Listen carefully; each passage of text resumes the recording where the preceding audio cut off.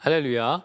2025년 2월 14일 금요일 새벽 기도에 나오신 여러분들을 주님의 이름으로 환영합니다. 먼저 우리의 신앙을 함께 고백하며 예배의 자리로 나가겠습니다. 나는 전능하신 아버지 하나님 천지의 창조주를 믿습니다. 나는 그의 유일하신 아들 우리 주 예수 그리스도를 믿습니다. 그는 성령으로 잉태되어 동정녀 마리아에게서 나시고 본디오 빌라도에게 고난을 받아 십자가에 못 박혀 죽으시고 장사된 지 사흘 만에 죽은 자 가운데서 다시 살아나셨으며 하늘에 오르시어 전능하신 아버지 하나님 우편에 앉아 계시다가 거기로부터 살아있는 자와 죽은 자를 심판하러 오십니다. 나는 성령을 믿으며 거룩한 공교회와 성도의 교제와 죄를 용서받는 것과 몸의 부활과 영생을 믿습니다. 아멘. 함께 기도하겠습니다. 살아계신 하나님 아버지 감사합니다. 언제나 우리와 함께 하시며 우리의 앉고 일어섬 그리고 우리의 자고 눕고 하는 모든 과정들을 주님께서 아시는 줄 압니다. 그 하나님께 우리의 삶을 깨워 말씀 묵상으로 나아가려고 합니다. 나보다 나를 잘 아시는 하나님께 우리의 것을 말씀드려서 하나님께서 원하시는 하나님의 뜻으로 이끌어갈 수 있는 우리 되게 하여 주시옵소서. 하나님, 이 시간 말씀 묵상을 통해서 더 깊이 더 많은 것들을 깨닫기를 소원합니다.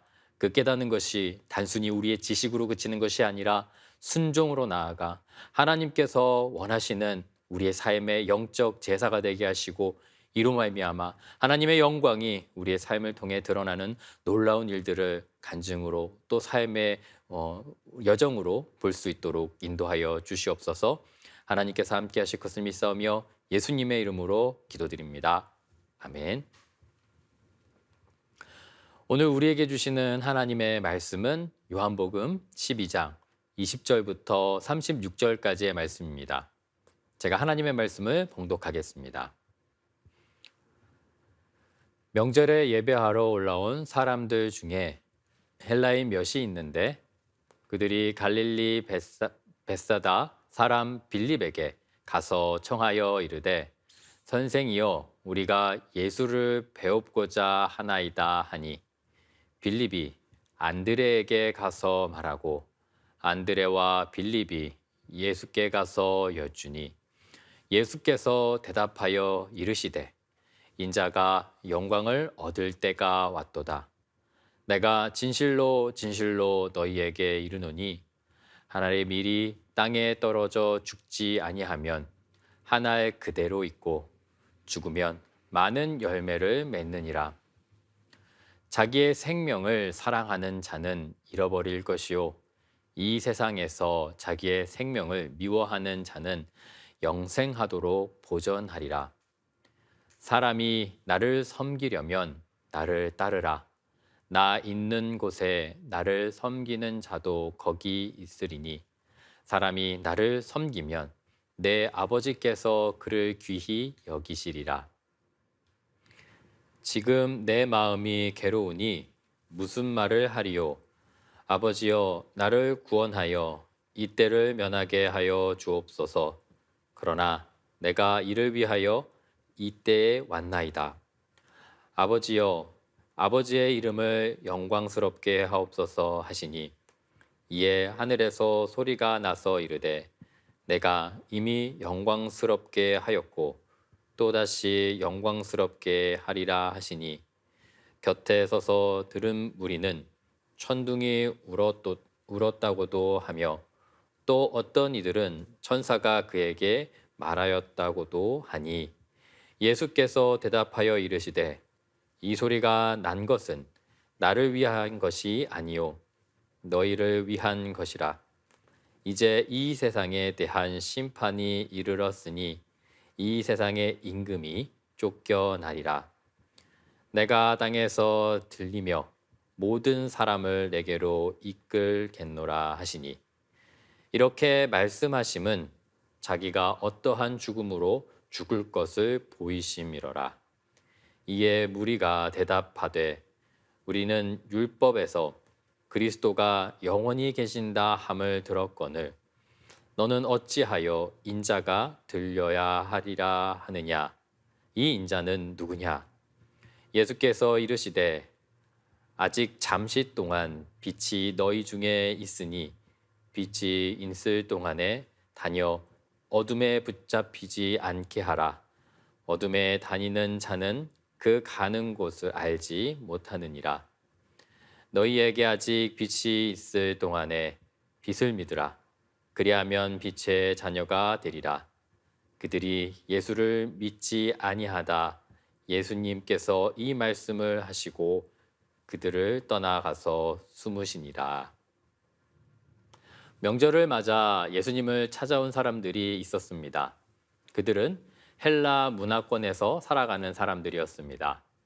당시 헬라 문화권에서는 소크라테스, 플라톤 등 위대한 철학자들의 사상으로부터 뿌리내어서 깊이 뿌리를 내리고 있었고, 이러한 철학 전통의 영향으로 인해 헬라인들은 예수님을 지혜로운 철학자, 윤리적 교사로서 기대했을 것입니다. 그들은 예수님의 가르침 속에서 논리적이고 체계적인 철학적인 사유를 발견하기 원했을 것입니다. 이와 관련하여 사도 바울은 고린도전서 1장 22절 23절에서 당시 헬라인들의 사고 방식을 설명하고 있습니다. 유대인들은 표적을 구하고 헬라인은 지혜를 찾으나 우리는 십자가에 못 박힌 그리스도를 전하니 유대인에게는 꺼리끼는 것이요 이방인에게는 미련한 것이로되. 이는 헬라인들이 예수님께 기대했던 것이 철학적 지혜, 그러나 십자가의 메시지를 듣는 이 현장의 모습이 그들의 생각에는 어렵고 어리석게 보이는 그런 모습이었을 것입니다. 또한 헬라인들의 영향을 받은 로마인들, 그 사람들은 도시를 건설할 때 광장을 짓고 신전을 매우 중요시 생각하며 건축을 하였습니다. 광장은 철학자들과 여러 선생님들, 스승들이 모여 서로의 가치관과 사상을 논하는 그런 장소였고, 신전은 도시의 안전과 신들의 보호를 기원하는 종교적인 중심지였습니다. 이러한 배경을 고려해 볼 때 예수님의 기적과 함께 예수님의 가르침 또한 주변 다른 사람들에게도 영향을 미쳤음을 생각할 수 있습니다. 가르침을 받으려고 온 사람들을 보며 제자들은 더욱더 크게 기대하지 않았을까 생각하게 됩니다. 그러나 유대인 전통 속 제자들의 기대와 그리고 철학자, 헬라인들의 기대와는 달리 오늘 본문 말씀은 예수님의 십자가의 메시지가 그들에게 도달해야 된다. 그것이 하나님의 뜻이다라고 이야기하고 있습니다. 그들에게는 어렵고 미련한 것이었지만 그럼에도 불구하고 예수님의 가르침은 모두에게 깊은 도전을 주었고 결국 그 복음은 각기 다른 그들의 세계 속에 강력히 퍼져나가게 됩니다. 23절의 말씀입니다. 예수께서 대답하여 이르시되 인자가 영광을 얻을 때가 왔도다.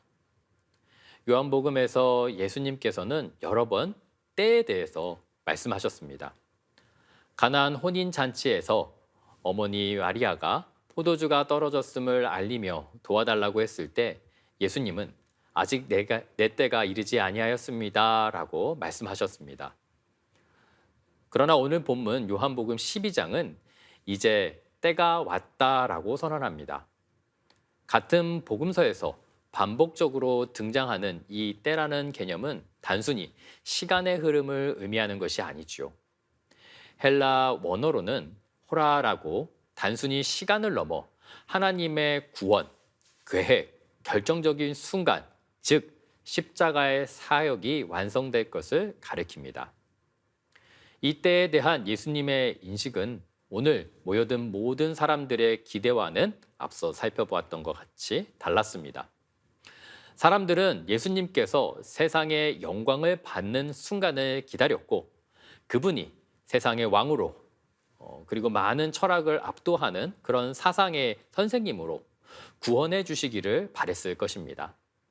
하지만 예수님께서 기대했던 그런 모습은 사람들의 기대와는 달랐죠. 그것은 하나님의 뜻, 그것이 이루어지는 때를 가르침이었습니다. 예수님께서 요한복음 12장에서 이제 때가 왔다라고 선언하신 것은 인류를 구원하기 위해 십자가를 지셔야 할 그때가 도래했음을 의미합니다. 사람들은 영광을, 성공을, 그리고 승리의 순간을 바라보았지만 예수님이 보신 영광, 그것은 십자가의 고난, 희생, 자기의 부인이었습니다. 그것으로 완성되는 하나님의 뜻이었습니다. 우리 인간은 하나님께서 역사를 운행하는 그 시간, 때에 대해서 온전히 이해할 수 없습니다. 하나님께서는 500년, 1000년, 아주 거시적인 관점으로 그런 주기로 세상을 이끄십니다. 불과 100년 남짓 사는 인간으로서는 그 거대한 시간의 흐름을 온전히 깨닫기 어렵습니다. 우리는 지금 당장 원하는 것을 이루기 위해 조급할 때도 많지만 하나님께서 정하신 때가 따로 있음을 인정하고 기억해야 합니다. 어느 맑은 날 푸른 들밭에 메뚜기가 뛰어다니고 있었습니다. 그때 작은 연못가를 날아다니는 하루살이를 만났습니다. 메뚜기는 하루살이에게 즐겁게 놀자고 제안했습니다. 둘은 아침부터 오후까지 재미있게 놀았습니다. 시간이 금방 지나 해가 지기 시작하자 메뚜기가 이야기했습니다. 오늘 정말 재미있었다. 내일도 같이 만나서 놀자. 하지만 하루살이는 고개를 갸우뚱하고 물었습니다. 내일? 그게 뭔데? 메뚜기는 깜짝 놀랐습니다. 내일은 오늘 다음에 이어지는 또다시 태양이 뜨는 날이야. 그때 다시 만나서 놀자. 나에게는 내일이 없어. 오늘뿐이야. 라고 대답했습니다. 그 후 메뚜기는 연못가에 개구리를 만났습니다. 개구리야, 나랑 놀자. 메뚜기는 신나게 뛰어가며 얘기했습니다. 그러자 개구리가 얘기했죠. 미안해, 지금은 바빠. 곧 겨울잠을 자야 하거든. 메뚜기가 의아하며 물었습니다. 겨울잠 그게 뭐야? 개구리가 설명해 주었습니다. 날씨가 추워지고 그렇게 되면 나는 오랫동안 잠을 자야 해. 내년 봄이 되면 다시 깨어나는데 그때 놀자. 정말로 작은 우리는 하나님의 때와 타이밍을 완전히 이해하기 불가능합니다. 방금 이야기했던 그것처럼 우리에게는 또 사람들에게는 또 하나님의 모습 그 때와 타이밍을 각자 다르게 보여지기 때문입니다. 예수님께서는 인간적인 기대에 휘둘리지 않으시고 하나님의 때를 기다리셨습니다. 어떻게 그게 가능했을까 생각해 보게 됩니다. 성경을 보면 예수님께서는 중요한 결정, 사건 앞에 늘 하나님과 깊이 교제를 나누셨던 부분들을 찾아볼 수 있습니다. 제자들을 선택하시기 전에 기도하셨고 많은 군중들에게 자신이 찾아올 때 한적한 곳으로 가서 묵상하며 기도하셨고 십자가를 지시기 전에 겟세마네 동산에서 간절히 기도하셨습니다. 이처럼 예수님께서 기도와 묵상을 통해 하나님의 뜻과 때를 분별하셨고 그리고 그에 순종하셨습니다. 성숙한 그리스도인들에게 필요한 것은 기다림이며 또한 그 기다림의 순간이 다가올 때 놓치지 않는 영적 민감함입니다. 간절히 바라는 일일수록 인간의 기대가 따르고 욕심들이 나겠지만 하나님의 계획을 신뢰하는 것이 중요한 것입니다. 예수님께서는 기도와 묵상으로 하나님의 때를 분별하셨고 우리도 기도와 묵상을 통해 하나님의 뜻을 놓치지 않기를 기대하십니다. 때로는 우리의 계획과 하나님의 계획이 다르게 보일 수도 있습니다. 결국 하나님의 뜻이 가장 선하고 고결하며 완전하다는 것을 믿고 따라야 하는 것이 우리 신앙의 자세입니다. 우리는 하나님께서 예비하신 가장 좋은 길로 인도하신다라는 사실을 믿어야 합니다. 오늘도 우리는 우리의 기대와 어떤 것보다 하나님의 계획을 따르기에 결단해야 한다는 것 잊지 않았으면 좋겠습니다. 하나님께서 우리의 삶을 가장 선한 방향으로 인도하실 것이며 우리가 기도하며 하나님 때를 기다리며 나아갈 때 주님의 뜻이 주님의 완전한 타이밍에 온전히 이루어진다라는 것을 신뢰하며 나아가는 우리들이 되었으면 좋겠습니다. 예수님께서는 십자가 사건 앞에 제자들에게 한 알의 밀이 땅에 떨어져 죽어가야 한다. 많은 열매를 맺을 수 있다라고 말씀하여 주셨습니다. 이는 단순히 한 가지 곡식이 죽어져서 그냥 성장에 필요한 것을 설명하는 것이 아니라 그분이 자신이 십자가에서 죽으심을 상징하는 그런 영적인 원리를 담고 있는 것이죠. 예수님은 우리에게도 동일한 원리를 적용하시며 자신을 비우고 하나님의 뜻에 순종할 때 비로소 참된 생명을 얻게 된다 거듭 이야기하시는 부분입니다. 요한복음 12장 24절에 이렇게 이야기합니다. 내가 진실로 진실로 너희에게 이르노니 한 알의 밀이 땅에 떨어져 죽지 아니하면 한 알 그대로 있고 죽으면 많은 열매를 맺느니라. 여기서 예수님은 자신의 죽음을 밀알로 비유하셨던 것이죠. 한 알이 땅에 썩어지면 그것이 뿌리가 되어서 또 다른 생명이 움트게 되고 열매를 맺게 된다고 말씀하신 것입니다. 이처럼 예수님께서는 십자가에 죽으셨고 부활하셨고 부활의 첫 열매가 되셨습니다. 이를 통해 우리에게도 영원한 생명이 전해졌던 것이죠. 이 원리는 단순히 예수님의 죽음과 부활에서 국한되는 것이 아니지요. 우리 역시 자신을 내려놓고 하나님의 뜻에 온전히 순종하며 완전히 죽어져 갈 때, 썩어져 갈 때 많은 열매를 맺을 수 있음을 우리에게 말씀하시는 것입니다. 바라기는 우리의 자아를 내려놓고 나를 비우고 나의 생명을 다해 하나님의 뜻으로 나아가 풍성한 생명을 경험하는 우리들이 되었으면 좋겠습니다. 25절에서 예수님께서는 계속해서 이렇게 말씀하십니다. 자기의 생명을 사랑하는 자는 잃어버릴 것이요. 이 세상에서 자기의 생명을 미워하는 자는 영생하도록 보전하리라. 우리는 종종 이 땅에서 우리의 생명이 어떻게 되든 또 어떻게 보호해야 되는지 고민들을 그리고 염려들을 많이 합니다. 건강을 유지하고 안전한 삶을 살기 위해 많은 노력을 기울이지요. 하지만 예수님께서는 우리가 우리의 생명을 지킬 수 없다라는 것을 이야기하시며 오히려 하나님께 맡겨야 한다라고 말씀하시는 것입니다.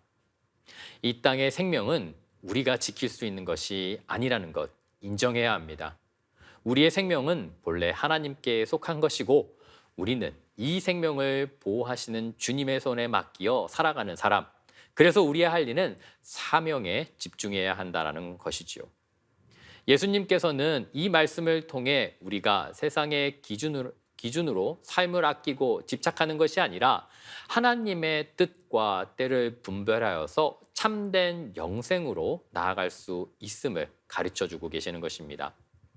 결국 이 땅에서의 삶을 붙잡고자 하면 영원한 생명을 놓치게 된다라는 것, 이것을 기억하여서 우리의 생명이 아니라 그분의 사명에 따라 살아가기를 다짐하여서 영원한 생명으로 나아가는 우리들이 되기를 소원합니다.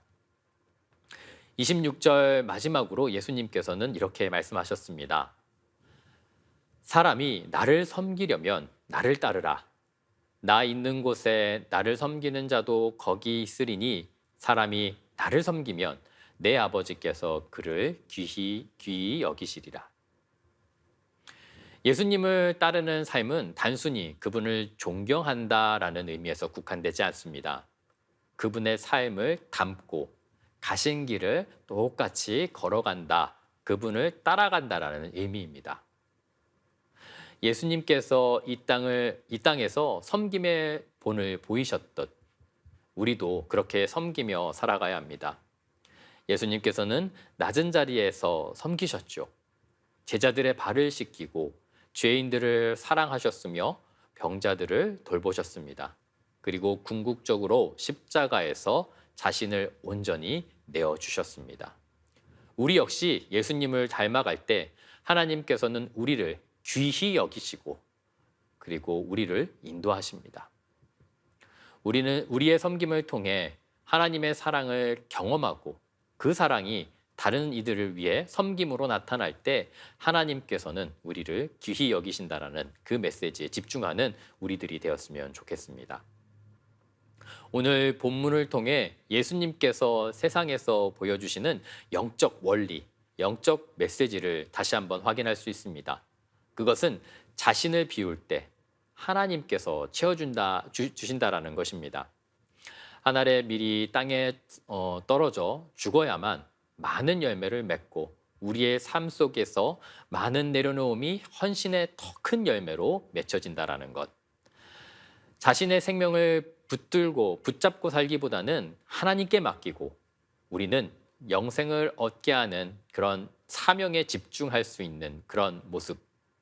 그리고 예수님을 섬기고 온전히 따라갈 때 하나님께서 우리를 귀히 여기신다라는 그 영적 메시지를 다시금 새기는 우리들이 되었으면 좋겠습니다. 때때로 간절히 원하는 것이 있을 때 그것을 놓치기 싫고 그것을 잡기 위해 애쓰는 모습들이 있겠지만 그럼에도 우리의 힘을 의지하지 않고 하나님을 붙들어야 합니다. 하나님의 영적인 원리는 우리가 내려놓을 때 하나님께서 하나님의 때에 놀랍고 크고 우리가 상상한 것보다도 더 신비스럽고 역사하신다라는 것을 기억하며 그것을 붙들는 우리들의 삶이 되었으면 좋겠습니다.